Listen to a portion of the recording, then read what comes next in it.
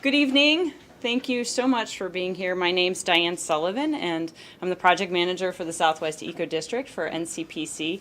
And we're very excited to present some of our very early work here tonight on the 10th Street Southwest and Banneker connections. More importantly, we're excited to hear your feedback. So we'll have an opportunity to hear from you this evening as well. I will say that we are streaming this event live, so people can see and hear you as we speak, and then this whole presentation will be available on Ncpc's website as well. So I'm going to spend a couple minutes this evening just sort of giving a project overview, and but then we have Otto Condon here tonight from ZGF, who is going to walk you through all of the details. So he'll be talking about our stormwater study, a little bit about that. That sort of looks at the technical and the technical feasibility and financial feasibility of the district water system that was proposed in the Southwest Eco District Plan for the 10th Street corridor, and then getting in more into the design aspects of the 10th Street streetscape improvements and the interim connection that we're working on for Banneker to connect Banneker down to the waterfront. And then after that presentation, we will have comments, time for questions and answers, and then we can look at the boards, and we'll be here for a good portion of the evening to answer questions and talk to you and hear from you. So I do see a lot of familiar faces here, so I think a lot of people know that the Southwest Eco District Plan was accepted by the National Capital Planning Commission in January. And that was a roadmap for redeveloping this large federal precinct south of the National Mall into a really vibrant, sustainable urban development. And a big component of that was this connection from on 10th Street from the National Mall to the waterfront, and really tried to extend the civic feeling of the National Mall out to the waterfront. As you know, it's not a very pleasant experience today.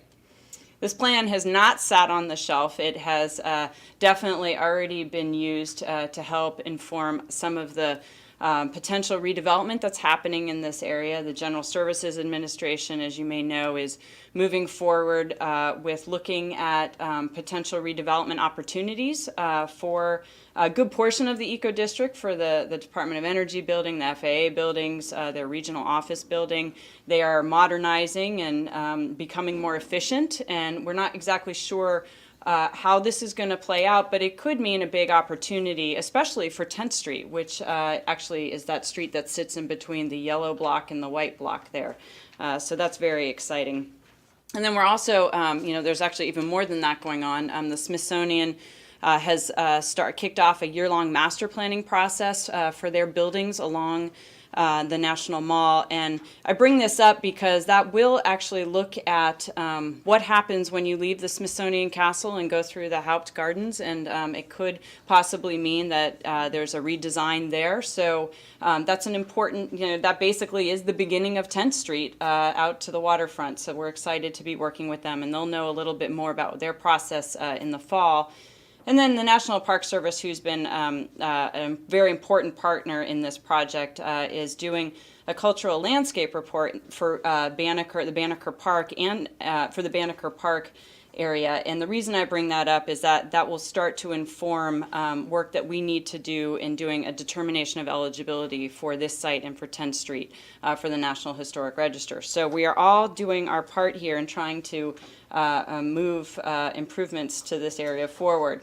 And then JBG is also, on the private side, has proposed and is moving forward with their concepts for their new, I believe it's called the Center Office Building at the L'Enfant Complex. Here's a rendering here, and I bring this up because this is another opportunity for us to be really looking at what 10th Street can be, and what how it relates to the streetscape that's being designed by JBG. So we've been talking with them as well. So that brings me to our presentation today on 10th Street, the streetscape improvements and the Banneker Overlook connection. Now, this is not the first time that people have been talking about 10th Street or L'Enfant Promenade as a major connection from the mall to the waterfront.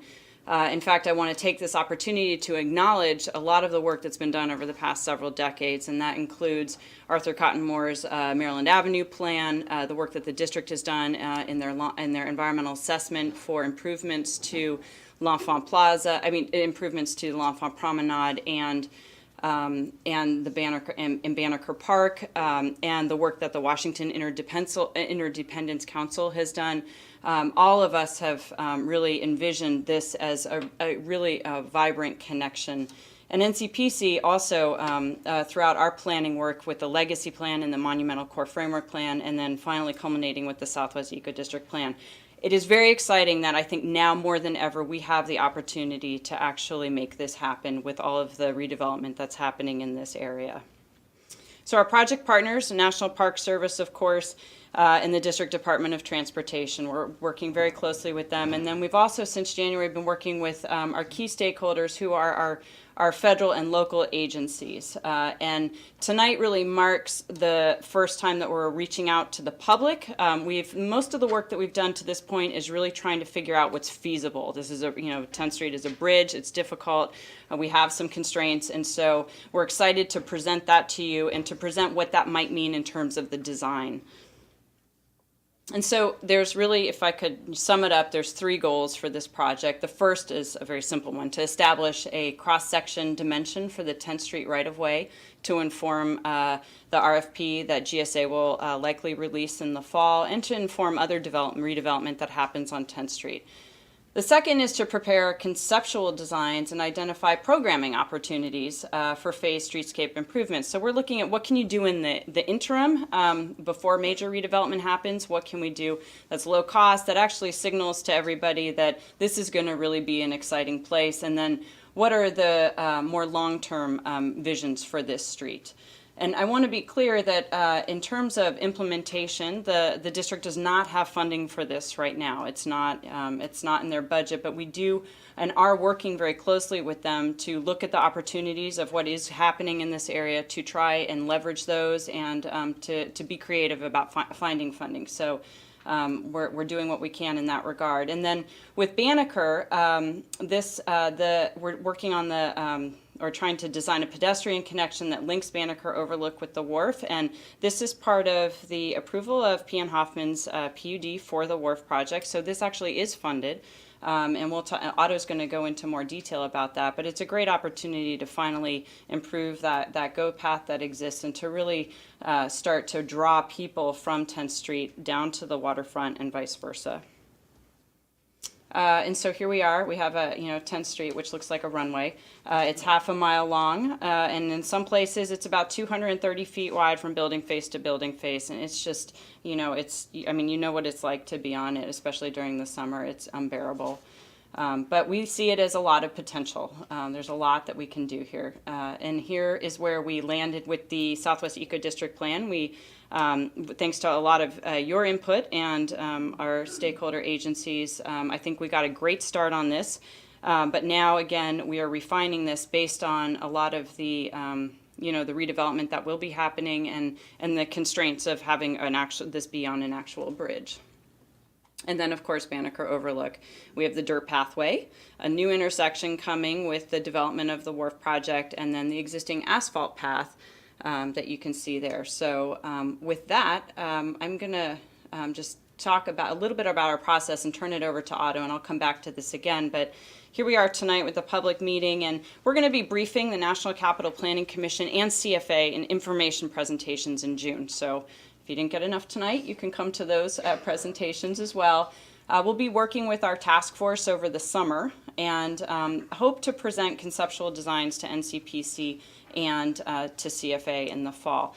At the end of that, we will probably, with regard to the 10th Street work, we will bring it to concept and then continue to work with DDOT on how to find funding sources and to work with all of our partners who are involved in everything that's happening in and along 10th Street. And then with regard to the conceptual design for Banneker, we will be turning that over to the National Park Service, who then will need to go through the environmental process with that and look at different, use our alternatives that we've developed and take them through NEPA. So with that, I'm going to turn it over to Otto. Condon with ZGF. Thanks, Diane. Good evening. First thing I want to talk about is the stormwater study that we're doing, and the intent of this the study was to really look at how we could implement the eco-district plan, and with the real goal of reducing the potable water use by 70%. Also, the District Department of Energy is coming up with new stormwater regulations, and so we wanted to look at how we could minimize the stormwater runoff, maximize the green area ratio, which is part of the district's new zoning regulations, and also reuse all the stormwater. Overall, the site, there's about 92.4 million gallons of water, so how can we use that in order to support the development? In terms of the study itself, as we were looking at some quantitative values, we wanted to, ultimately our study is going to look at how we might be able to share costs between both private and public areas, really letting the rain cross the property lines and figure out how the infrastructure can support both public and private development.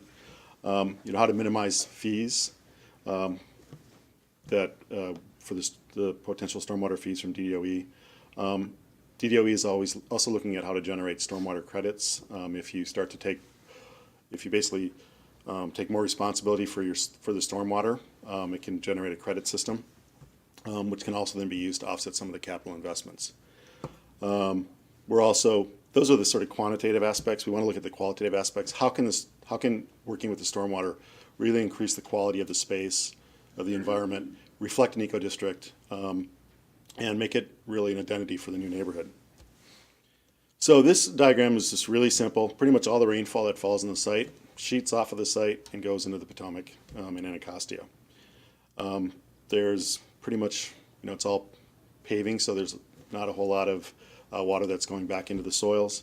And for all the uses in the district, it requires 100% potable water use from the city. This is, we started to develop a model, and currently there's about 800,000 gallons of water that are used in the district for all the development. About 147,000 of those gallons are used for flushing toilets. When we look at the proposed development, which actually is increasing from about 10 million square feet to 15 million square feet, even with reductions, the modeling suggests that we'll probably use about 650,000 gallons of water in the area. Then with the use of good fixtures and reduction in the water use of the fixtures, the use of the flushes is about 73,000. The third diagram, which is the target, which really shows that to reduce our potable water use of the 650,000 gallons, about 240,000 is what would be potable water use from the district's systems. About 73,000 would be used for flushes, which is one of the uses we can use by collecting stormwater, use that for the toilets. And then there's still a 355,000 gallon gap that we have to figure out how to use stormwater and also potentially treated gray water and other sources to meet the potable water demand. This diagram is really illustrating our potential for water sources. As I think everybody knows here, we get most of our rain in the summer, and so that the squiggly line on top is pretty much the rain that comes on a daily usage. In the summer, when it's really hot, everyone has their air conditioners on. There's a lot of condensate produced. So the blue, all of these lines are essentially, we can start to capture the condensate off of coils from air conditioners and use that water also for non-potable uses. So there's essentially, in this diagram shows in the summer months, we have really a surplus of water. It's in the winter months that we will need to figure out ways to provide potable water use. Our modeling that we're doing, which will be part of our white paper, is looking at actually how water falls in the site and how we can capture it. And this is part of the DDOE's green area reduction models. So like if it's the furthest to the right, the green roof, you get 100% reduction because it's intended for the water to go into the green roof and then evapotranspirate. If you're doing swales, the flow-through swale, you get about 20% reduction. The lower row, second one is impervious, 0% reduction. If it's all paving, it's pretty much going to just sheet off and flow. So these are the the numbers we're using for the model that we're developing to look how we collect the stormwater. This graph might be a little easier to understand after to talk about the actual balance. And what we're doing is we've modeled a monthly water balance and looking at if, like in the bottom in the gray is the water usage, and the blue and above is pretty much our sources. And the lines that go across are if we don't, the lowest one is if we don't use any condensate or gray water reuse, we will not meet our 70% reduction in potable water. The top line starts to suggest that if we start to use our condensate and also all the stormwater and some treated gray water, we can start to basically balance our water so that we're meeting our 30% potable water use. And looking at one of the diagrams showed, or previous plans, was where would we collect this water? 10th Street, which is a elevated structure, a lot of opportunity. We've shown the opportunities for putting a cistern under 10th Street. In order to meet the DDOE requirements for collecting stormwater, that the cistern in the summer would have to be about 1.3 million gallons, which actually sounds kind of big, but the cisterns that are being put on the mall right now are about 1.4 million. So it's actually, I think, a feasible size. In the winter, because of the reduced rainfall, the cistern only needs to be about 650,000. So we're still looking at what's the right sizing for that cistern. This diagram just shows how we'd like to use the water and actually incorporate it with the buildings. There's opportunities for storage. There's opportunities to use the water for heat exchange incorporating it with the buildings. Opportunities on the surface for enhancing the environment, and also expecting some evapotranspiration as it's used for the plants and such. So this diagram is just a little more detail on how we can use water for the collection and how much of it is used from the storm event and how it is used for flushing. And again, I think it's probably best to look at some of these graphs later after the meeting. But this just further shows that of all the 11% of our water demand really just goes to flushing, so we still have to address the 89% of potable water use.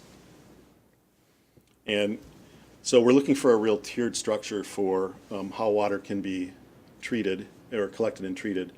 The easiest thing is for the stormwater.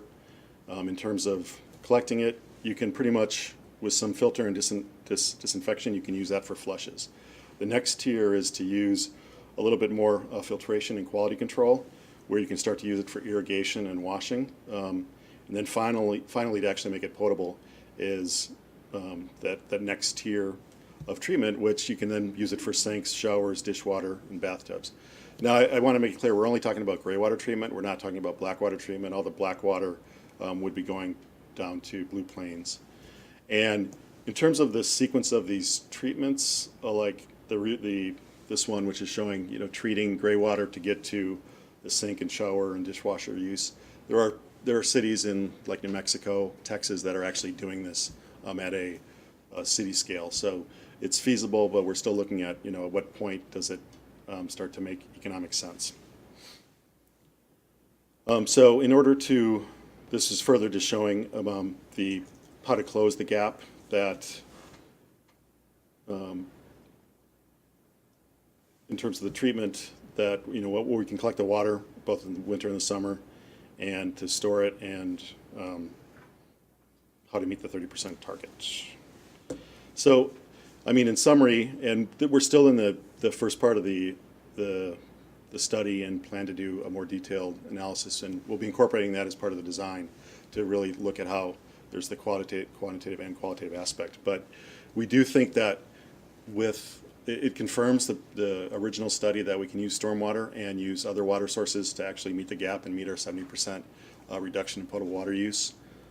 This will require some treating of stormwater and treating of some gray water in order to do that. And as we're starting to look at how to model it and look at opportunities for sharing costs between public and private, there's an opportunity to actually do that sort of joint investment to actually do the infrastructure. So that's a really kind of quick overview of a kind of a very technical report, so we could stop if there's any like really quick questions, or move on to the more fun stuff about 10th. Sure.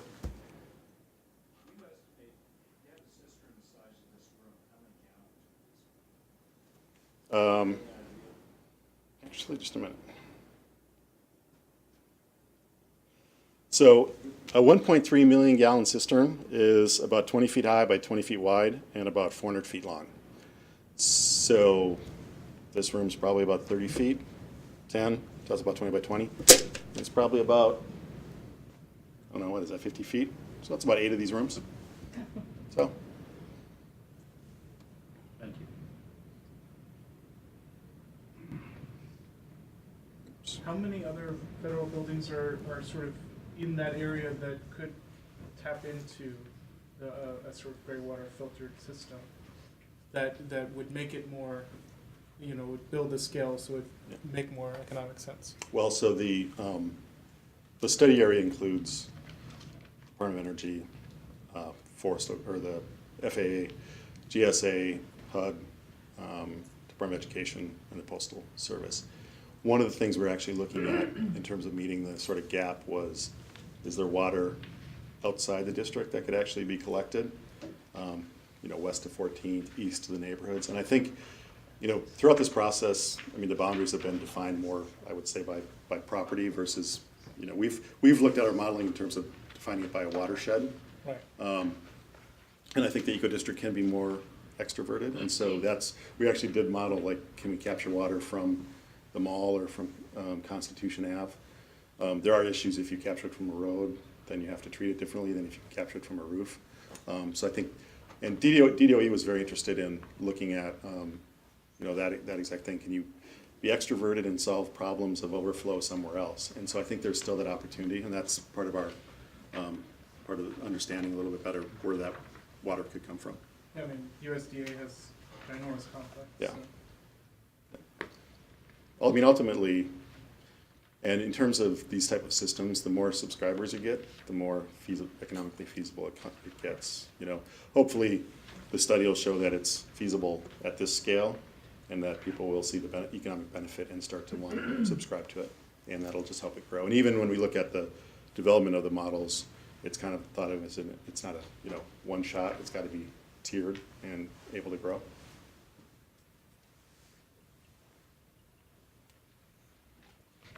Okay, the next one. Let's talk about 10th Street. And the open house tonight will be really valuable because what we've looked at is defining the design framework and a couple scenarios on how 10th Street might be improved. And so we'd really like to get your feedback tonight, because the goal is to look at, you know, what we have are a range of alternatives and develop those into a cohesive singular concept that can move forward. So the first thing to understand is, for 10th Street, well, we call it a street, but it's not really a street. It's really 2 streets connected by 3 bridges. Between Maryland and the freeway, it's actually 3 different bridges that DDOT identifies and is currently doing some renovation work on. North of Maryland by Department of Energy it's on soil, and then at Banneker it's on soil. So as we talk about this as being a design of a street which really connects the waterfront to the mall, it's a little more complex because it's not just a horizontal surface. And to reinforce that, the plans, it could be a 20-year plan. There isn't funding for it now, so how could it be phased in a way that can be done with complementary projects? So it's a real kind of clear kind of project areas that we've identified for phasing. There's the Federal Triangle South, which is north of Maryland. Maryland Avenue, which is a separate project, which DDOT is actually undergoing the next phase of the study for. LaFont Plaza, which, as you saw, has some opportunities for some private development, which could help to support the revitalization of the street. The freeway, which has been identified as a long-term opportunity to cap, and that would be another project. And then Banneker, what happens at Banneker with potential civic development really will create that last capstone project for people who leave the mall to get down to the waterfront. Programmatically, the street's really been defined as a a continuation of the mall, an experience from the mall to the waterfront. So it should be unified, but there can be an opportunity for some episodic features, and we'd like your input on this also, because trying to find what is the grandness of really the monumental core of what this street could be, and what's the right sort of change along this street so it is episodic and it's something that where people actually want to go. So the idea is along Independence, across from Smithsonian, it's an opportunity for like a magnet, so it can really draw people in. Down to Maryland, up to Maryland, there's potential for a green street connection is what we're calling it. The intersection of Maryland and 10th Street could be a real cultural node, opportunities for some memorials. The way the development frames that intersection, it could reinforce that it's a more monumental street. Across from LaFont Plaza, there is, well, we've identified the urban plaza, and part of this is because, as I mentioned, it was a bridge. At LaFont Plaza, the elevation is 52 feet, and at Independence, it's 38 feet, and at Banneker, it's 48 feet. So you have a natural rise, which I'm sure you've all sort of sensed and experienced. And so that would be the idea of an urban plaza where maybe some programming can occur, and you're really at the sort of crest of the street, looking both down to the water and also back to the mall. And then as you get down to the Banneker Overlook, it's a real opportunity for prospect, because you really are coming to a point where you can see the rest of the river. So, excuse me. Part of the task was to look at, how can the street become some place where people want to go. And, we looked at like Pennsylvania Avenue has a lot of programming on it. Maybe some people might say too much programming. Maybe there's an opportunity to use some of that programming, and if the district saw it, to shift it down to 10th Street. So we actually just took this aerial, took the one block, I think it was the Taste of DC Festival, and sized it, which is pretty much between Independence and Maryland Avenue, in front of DDOE. Maybe that's the best thing to do, is to create a little excitement down here, pull people off the mall, is to start to program the street. And if the street is programmed, that would inform, how the street can actually be developed.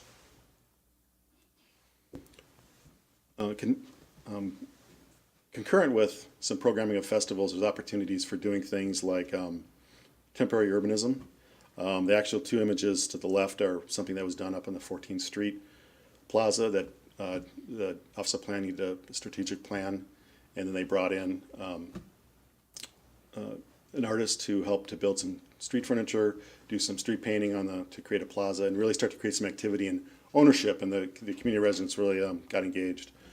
You may be familiar with the one on the right, which was a Arts and Humanities Commission street painting. So there's opportunities for really starting to change the way people perceive 10th Street.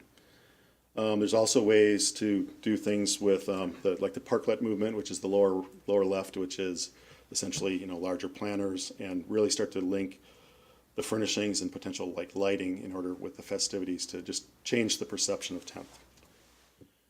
We did actually look at what could you fit on the street. The diagram on the top, there was a lot of talk about could the solar decathlon, could this be the home of the solar decathlon? Well, the top diagram shows you might be able to fit everything for the solar decathlon on the street, but there'd be no room for anybody else. It'd have to be a runway. So that's probably too big of a event for the street. The lower one is actually the Festival of India, and looking at with the median and with the use of the street, and I'll get into a little more detail about how the street may function in terms of circulation. There's an opportunity for providing two-way circulation and also spaces for setting up festivals. Maybe that's the right scale. I think that's another question we'd like to hear some input on. What's the right scale of activity for the street? We are using the 2005 environmental assessment that DDOT performed as the base case, which looked at the physical rehabilitation of the street. And that is, as we developed the study further, we want to use that as the base case in terms of costs and phasing and potential implementation. So in terms of the median, right now it's 150-foot right-of-way, and one of the tests was, should it remain 150 feet? Should it become narrower? Should it become wider? The right of way is 150 feet, but between building face to building face, it's about 225 feet. So we actually looked at the 150 feet and felt that, you know, for right now the median is 39 feet, the sidewalks are about 29 feet. The 150 feet is about the right, could be the right dimension for a grand street, but maybe we need to look at reallocating how that street works. And with a 29-foot sidewalk, you could reduce the sidewalk to 24 feet and provide a cycle track. The 24 feet still provides adequate width for tree wells, for through pedestrian circulation, and for areas for buildings to start to spill over into the sidewalk to help activate the sidewalk. We think we can narrow the roadway to do one travel lane and parking in each direction, 20 feet, which would allow us to expand the median from 39 to 52 feet. When we look at the diagram right down here, when there are festivals, there's the opportunity for actually closing one of the streets to expand the median up to 72 feet, but then the 20-foot roadway could be used as two-way circulation, so it doesn't impact the vehicular circulation for the area, and it still accommodates festivals. So we think the 150 feet is it's the sweet spot for the right-of-way, as long as the street is allocated correctly. As I mentioned, it's not a, it's a bridge, so we actually looked at and built a 3D model of the 3 different bridges, showing, looking at how the structure is and how we could actually insert trees into the structure to make sure what we're doing is feasible. And in terms of trees, there's essentially 3 approaches. The bottom one shows that with the structure is basically 5 feet on center, the beams, you could insert trees within those 5 feet, but with the tree wells of 5 feet wide, the tree growth is going to be pretty limited. So you're going to have maybe 15-foot tall trees. If you start to think of, in the middle section, starting to use a little bit of raised planters because you really want to get a good, more soil for the trees, we can start to support greater tree growth. And then the top one was looking at, in the areas, the structure below the bridge is actually similar to the structure above. There's a median, which isn't used. So is there really an opportunity for taking what is a singular bridge, chopping it in the middle, and creating a bigger tree well for full-size trees, and also incorporating the cistern in that area. So that's pretty much what this is looking at. And this was actually I'd say a evolution of how we could try to get big trees. At one point, what you really want is about a 10-foot by 10-foot tree well for trees. And to do that, you'd have to cut up pretty much every beam, and by the time you try to do that with one of these bridge structures, it would become structurally incoherent. It would basically not be a bridge anymore. So this was looking at what was structurally feasible. Oops. Oh. I guess we lost some images. What these images were showing was, in terms of integrating stormwater with the trees, there is an influence if you bring in the stormwater and some of the salts and also the more wet soils. You need to use a different type of tree. The tree growth it'll be different. It might be smaller versus if you separate the stormwater from the trees. So that's another aspect that we're also looking at.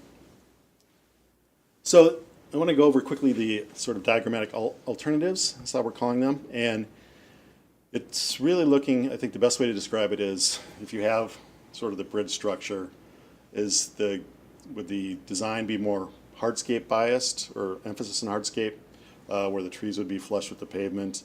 It would provide the most flexible use of the pavement for programmatic uses. And it's also probably the most extensive curbless environment. And the previous renderings that we had shown was that it's not a street that's sidewalk, road, median. It's really a curbless environment that, when appropriate, people can pretty much have universal access across. So that's the first alternative. The second alternative is what does it mean to be a continuation of the mall? Maybe we can bring in more landscape on the ground plane, create a little bit more passive opportunity so it's not one singular approach. Potentially integrate some stormwater features, linear stormwater features, And so this suggests that the programming along the street's going to be it won't be as continuous. And then the third one is we're trying to define the character of the eco-district, and we emphasize stormwater even more, which, like the Softscape approach, will direct or guide how programming along the street occurs. So these diagrams, and again, I encourage you to look at and talk to us at the open house, is we've broken it up into 4 sort of frameworks for each of the streets. The first one is what kind of tree canopy can we get? And all these are trying to get as continuous a tree canopy as possible. At the ground plane, is it, in terms of the trees, is it mostly hardscaped and sort of free-flowing, which suggests for the circulation? And if you can see this here, if it's purely like it is hardscaped with trees that are flush, you can pretty much walk anywhere, so it's a real curbless environment. For programming, this would suggest that the area has the largest area for programming of festivals. We still think that there should be some areas that are designed for more significant programming, and here we're showing an opportunity at Independence, the Magnet area, also the Urban Plaza, and then as the entry into Banneker. These are sections showing, and these are all on the boards, partial plan, how we might actually fit festival tents within the plan and the streetscape, and then also looking at the cross section, which, if the trees are going to be small and sort of inserted into the structure, may be an opportunity for doing more of a muse or an alley of trees, so that it's more 4 smaller trees in order to get a continuous tree canopy to create shade. And then we've got some images, which, I think when you go to the boards, you can kind of tell us if this starts to get at the point of what you're looking for in terms of more hardscape and with the tree canopy. So the second one, the Softscape, again, I think the ground plane image really shows that it's more, there may be some more hardscaped areas at the plaza areas, but it's really a series of tree lawns. So there's opportunities for more passive activity as you're going down the street. With trees and potentially with some mounding or with the lawns and mounding for the trees, that the circulation may be a little less curbless. So there may be fewer cross sections for pedestrians to go through the lawns or next to the lawns. But while still at the plaza areas, that's where it still has a sense of free flow for the pedestrians. And then this suggests that, really for programming, you want to still create the 3 areas in the median for select programming, but then really use the street, the hardscape area, for setting up the festivals. Again, the sections looking at further illustrating, like on the plan, this is where you'd start to set up for some programming, a little more softscape and lawn areas for more passive enjoyment. And then the street here could be a 2-way circulation of the streets. You just program it when the other street is being used. And again, just some wide range of examples of how the landscape could occur. It could be a very flat lawn. You could do some mounding in order to create places for people to sit. It could be more sculptural. It could be more passive or more naturalistic in terms of its planning. So this is exactly the kind of feedback we'd like to hear tonight about what starts to give a sense of meeting the goals. The last one is the displaying water emphasis, and the tree canopy and ground plane are really pretty similar to the water in terms of breaking up the hardscape with either the water element. The circulation is again very similar. We wanted to have more curbless at areas of more intense programming. At the rest of the area along the street is going to be less curbless, so you'd be crossing at intersections, maybe some mid-block crossings. Here and this isn't unique to this particular scheme about water, is maybe there's also next to Maryland, on the south side of Maryland Avenue intersection, an opportunity for additional programming. So if there happens to be things happening on Maryland, 10th Street can start to feed off of that also. Again, showing the partial plan with hardscape, and here we're just showing potential areas for some of the water stormwater emphasis or fountain emphasis, and the street would again be used for festivals. And here are just more examples. There's a wide variety of potential water treatments, whether it's interactive fountains, whether it's fog fountains, more areas for resting next to some water features. This happened, I think it's in Chicago. A little bit of integration of stormwater treatments, and a lot of these strategies can be used if this tends to be or results in being the right direction for the street. In terms of the plaza programming, there's also a lot of opportunities for, how programmed they can be. It could be just an opening in the bosque of trees, a little more informal and I guess more passive. Opportunities for doing some architectural canopies, which again would provide an opportunity for incorporating things like photovoltaic to further support the eco-district story. We're creating energy in the right-of-way as we're also creating a shaded area for people to participate in the civic life of the street, or perhaps a more interactive fountain. This happens to be Millennium Park in Chicago, which just as an example, is also built on, it's a structure built on a rail yard and also parking. So, these are all considered feasible for the area. So with that, just continue on. Okay, I'll just do Banneker. Quickly. The interim connection for Banneker is shown in this yellow area, or yellow arrow. And if you look at the model outside, the way the buildings are shaped, this is looking at basically from the existing fountain, right at the top of the fountain, the view corridor down, and this has been throughout the process coordinated with P. and Hoffman and the waterfront development. Here's the image of the model, actually looking at where the buildings to the waterfront are used to frame a view down there, down to the water, and also connect back up to 10th.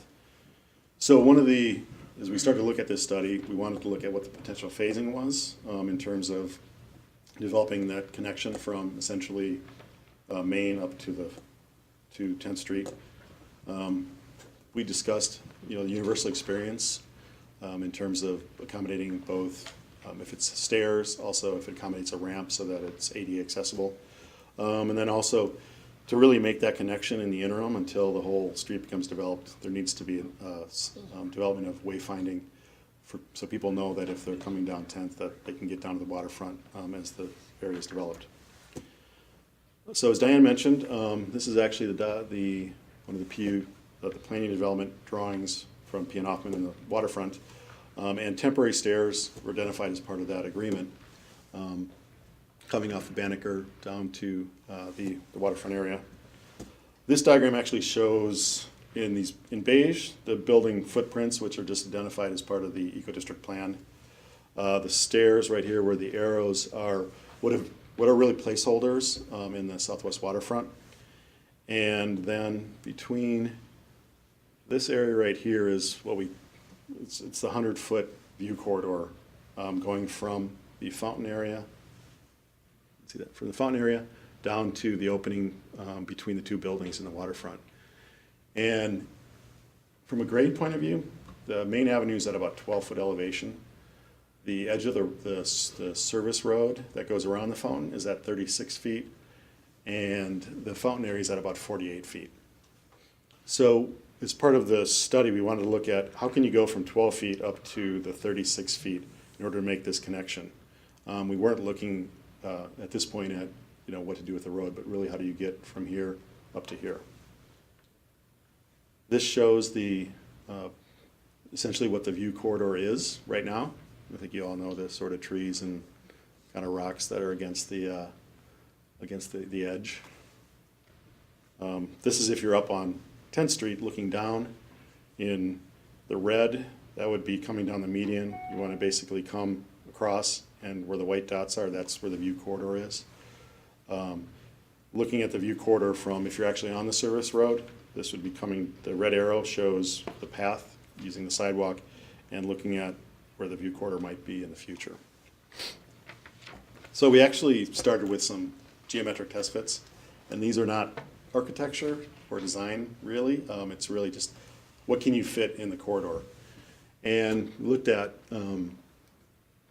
basically accommodating a straight stair and also accommodating ramps.